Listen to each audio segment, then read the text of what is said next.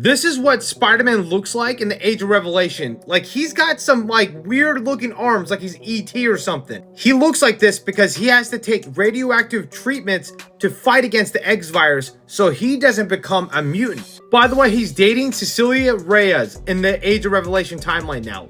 I know, so completely random. Oh, and Aunt May, yeah, she's a mutant as well. A rampaging mutant. This is Radioactive Spider-Man issue 1, and I like this issue for what it is, but it's just completely random. But Peter's characterization is pretty well done here. The story starts off 10 years into the future in New York City, where Spider-Man is narrating to himself how much he loves the Big Apple, that he will protect New York no matter what, and New Yorkers always stand up for themselves. But a big explosion happens on part of this building, and this guy pops out, and I have no idea who this is. I think this is a brand new character, but he has mutant powers as well. You can't stop the righteous. We're on the right side of history.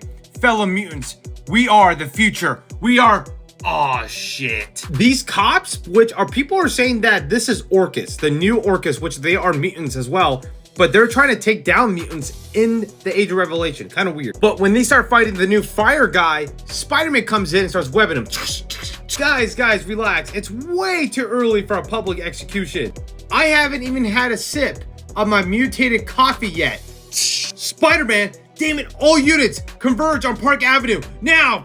Spider-Man is trying to web up all of these Orcus, I guess, soldiers while grabbing this fire guy, because I guess Peter is with him, like they're colleagues or they're friends. Call me old-fashioned, boys, but I liked it when it was protect and serve instead of oppress and kill. When Spider-Man is swinging away, he says, "All right, kid, time to show up." And he goes, he destroys all the soldiers, and now Spider-Man swings completely away, saving the kid. Later on in Lowtown, south of 14th Street, he meets up with Cecilia Reyes, yes, the doctor. And I guess he was working for her, but he was trying to get antibiotics for her, I guess for other mutants and other people who actually need it to survive, but not to actually steal it like he did. Before leaving, he asks Cecilia, like, why does Spider-Man even do this? Like, what's the point of all of it? And basically she says, you'll figure out later, but he just cares about the city. Cecilia starts walking around in Manhattan, in the Village area, and how it's so much different now than how it was 10 years ago.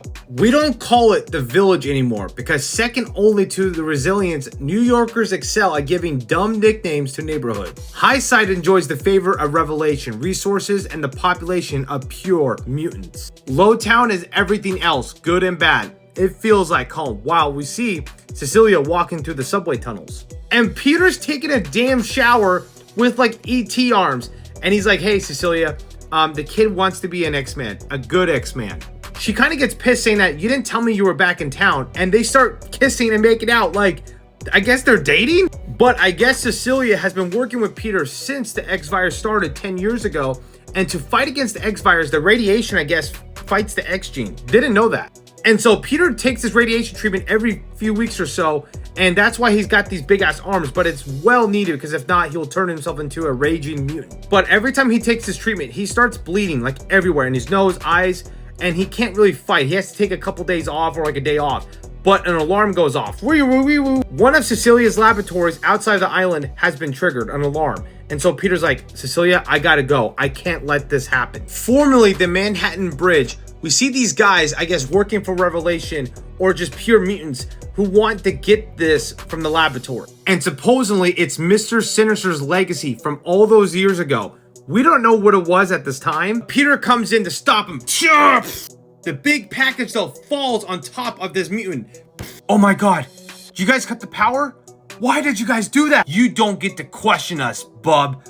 This is ours. Peter tells him, I'm trying to save your guys' life. And he punches him and drop kicks him. Now, Cecilia is there with them, but you gotta remember, every single mutant kind of got like an upgrade. And now Cecilia's force fields that she does got amped, but these mutants are strong as well. Spider-Man gets zapped in the back. Peter, no, are you okay? Get down. See, friends, there must be some hell of a treasure if these race traders are risking their pathetic lives to protect it. And Cecilia's like, you stupid son of a bitch. Spider-Man is trying to save your guys' lives. The treasure room opens up and starts killing all of these new mutants that just popped up trying to steal this treasure. Eventually, Peter wakes up and he tells Cecilia to stay in the force field. Don't get out yet. I'll talk to her, but we gotta let her just go crazy on these dudes. Spider-Man starts walking over and tells Cecilia, if she doesn't listen to me, I'll talk to her, but you need to run and do not look back. And then this person says, Peter? Hey there, pretty lady. Do you have a nice nap? And it's freaking Aunt May with mutant powers. Peter, oh, I feel quite refreshed. But why are you wearing this outlandish costume? Peter gives her a hug, but I guess Aunt May became a mutant during the X virus 10 years ago. So maybe Peter locked her up away so she doesn't, like, I guess, kill anybody else. This story, though, is just super crazy. I'm really curious on what's gonna happen. I'm assuming Peter's gonna have to kill her. This is insane.